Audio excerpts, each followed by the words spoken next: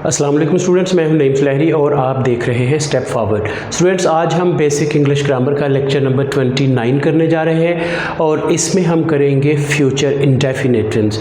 तो students, future जो होता है ये आने वाला जो ज़माना होता है, मुस्तकबिल होता है जो, और इसमें जो उर्दू फ़िक्रा है उसकी हमारे पास पहचान होती है गा गी गे। तो इसमें जो इसका जो स्ट्रक्चर है हमारे पास, इसका जो फार्मूला है वो है सब्जेक्ट प्लस विल और शैल plus first verb plus object के विल और शैल में से कोई एक लगाया जाता है। ख़ास तौर पे जो है वो आई और वी के साथ हम शैल लगाते हैं और बाकी सब के साथ जो विल लगता है।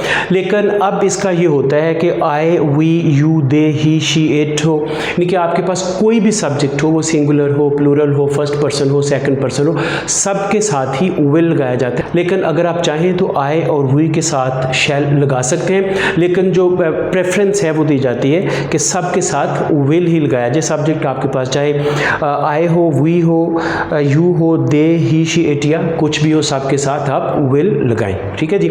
अब आज ये देखते हैं कि आज का जो हमारा टेंस है, इसकी जो फर्स्ट एग्जांपल है आपके पास वो क्या है। He will go to school, वो स्कूल जाएगा।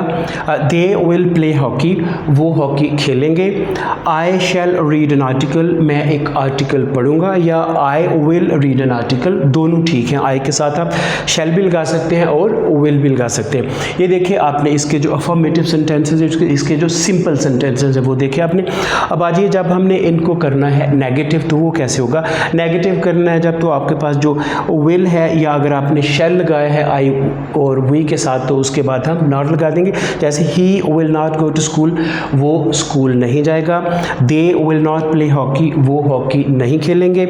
आई shall not read an article, और I will not read an article, मैं एक आर्टिकल नहीं पढ़ूंगा।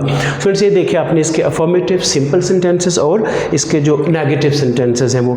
अब आ जाइए इसके जो इंट्रोगेटिव सेंटेंसेस हैं और इंट्रोगेटिव नेगेटिव सेंटेंसेस हैं, उनको कैसे करते हैं।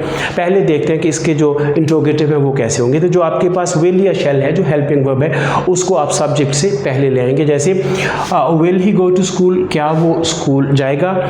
विल दे प्ले हॉकी, क्या वो हॉकी खेलेंगे। और shall I read an article, और will I read an article, क्या मैं एक आर्टिकल पढ़ूंगा।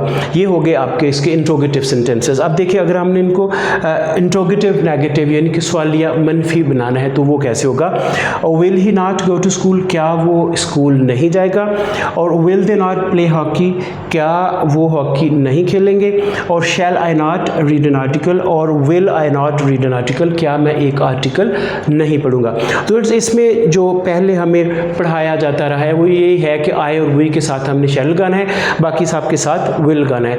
लेकिन अब जो अपना नेटिव्स हैं वो ये कहते हैं कि आप सबके साथ विल लगाएं। अगर आप चाहें तो आई और वी के साथ शैल लगा सकते हैं। अगर आप कहीं आई के साथ विल देखें या आई के साथ आप शैल देखें, तो ग्रामेटिकली जो है वो ठीक होता है। आई के साथ विल भी ठीक है और जो है शैल वो भी ठीक है। इसी तरह वी के साथ विल भी ठीक है और शैल भी ठीक है। तो स्टूडेंट्स, आज हमने किया है फ्यूचर इंडेफिनिट जो है, ये वाला इनके फ्यूचर का आज हमारा फर्स्ट लेक्चर है। ये काफ़ी सिंपल है, इसकी अपने अच्छी तरह से प्रैक्टिस करनी है। और इसके साथ स्टूडेंट्स आपने हमारा चैनल ज़रूर सब्सक्राइब करना है, इसकी वीडियोस अपने दोस्तों के साथ शेयर करनी है। स्टूडेंट्स अपना ख्याल रखिएगा, मुझे इजाज़त दीजिए। खुदा हाफिज़।